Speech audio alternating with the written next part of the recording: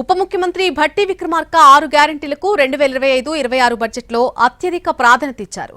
సంక్షేమ రంగానికి కాంగ్రెస్ ప్రభుత్వం కట్టుబడి ఉందని, అందుకే 6 గ్యారెంటీలకు నిధుల సమస్య లేకుండా కేటాయింపులు జరిపినట్టుగా భట్టి అసెంబ్లీలో ప్రకటించారు. తెలంగాణ ఆర్థిక శాఖ మంత్రి భట్టి విక్రమార్క శాసనసభలో రాష్ట్ర ఆర్థిక పద్దును ప్రవేశపెట్టారు. 3,04,965 కోట్ల అంచనా వ్యయంతో తొలిసారి కాంగ్రెస్ ప్రభుత్వం పూర్తిస్థాయి బడ్జెట్ ని ప్రవేశపెట్టింది. రెవెన్యూ వ్యయం 2,26,982 కోట్లుంటే మూలధన వ్యయం 36,504 కోట్లుగా ఉంది. బడ్జెట్ ప్రసంగంలో ఆర్థిక మంత్రి రాష్ట్ర తలసరి ఆదాయం, అప్పులు, రెవెన్యూ వ్యయం, మూలధన వ్యయంపై మాట్లాడారు. ఈసారి సంక్షేమ రంగానికి అధిక ప్రాధాన్యతనిచ్చారు.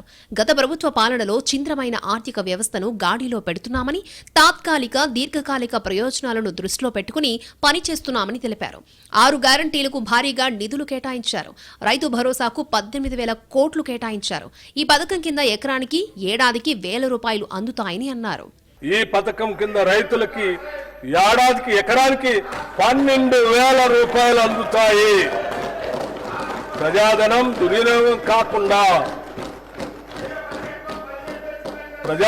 దుర్వినియోగం కాకుండా అవకతవకలకు అడ్డుకట్ట వేసి సాగుకి యోగ్యమైన భూములన్నింటికీ రైతు భరోసా అందిస్తున్నాం.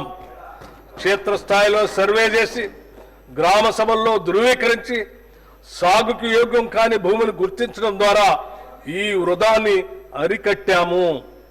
రైతు భరోసా పథకానికి ₹18,000 కోట్ల ఈ బడ్జెట్లో ప్రతిపాదిస్తున్నాము. ఇందిరమ్మ ఇళ్ల పథకం కింద ఇళ్లను నిర్మించి ఆడబిడ్డల పేరుతో ఇవ్వాలని నిర్ణయించినట్లు భట్టి విక్రమార్క తెలిపారు. ప్రతి నియోజకవర్గంలో 3,500 ఇళ్లు నిర్మిస్తామని స్పష్టం చేశారు.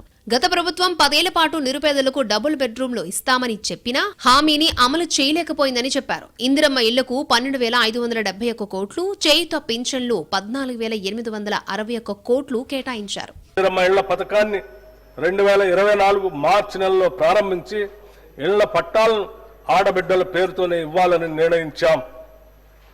22,500 కోట్ల అంచనా వ్యయంతో ప్రతి నియోజకవర్గానికి కనీసం 3,500 చొప్పున మొత్తం 4,50,000 ఇళ్లను మంజూరు చేస్తాం. మహాలక్ష్మి పథకం కింద ఉచిత ఆర్టీసీ బస్సు ప్రయాణానికి 4,305 కోట్లు, 200 యూనిట్ల ఉచిత విద్యుత్ కోసం గృహజ్యోతి స్కీమ్ కి 2,080 కోట్లు కేటాయించారు భట్టి.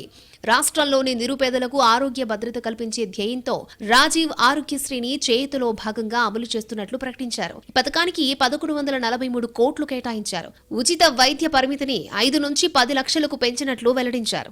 రాష్ట్రంలోని నిరుపేదలకు ఆరోగ్య భద్రత కల్పించే ధ్యేయంతో రూపొందిన రాజీవ్ ఆరోగ్యశ్రీ పథకాన్ని చేతిలో భాగంగా అమలు చేస్తున్నాం.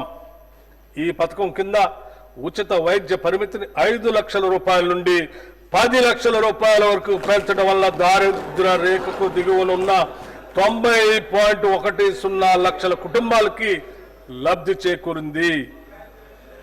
వైద్య వ్యయ పరిమితిని పెంచడంతో పాటు ఆరోగ్యశ్రీ పరిధిలోకి వచ్చే 1,375 వైద్య చికిత్సల ధరలను కూడా 20% పెంచాం. 6 గ్యారంటీల్లో భాగంగా గ్యాస్ సిలిండర్ రాయితీకి 723 కోట్లు, ఇందిరమ్మ ఆత్మీయ భరోసాకు 600 కోట్లు కేటాయించారు ఆర్థిక మంత్రి Bhatti Vikramarka. SC ST minority వర్గాల్లో వెనుకబడిన విద్యార్థుల స్వయం ఉపాధి కల్పన కోసం రాజీవ్ యువ పథకాన్ని తీసుకొచ్చామని, ఈ పథకానికి 6,000 కోట్లు కేటాయించారు.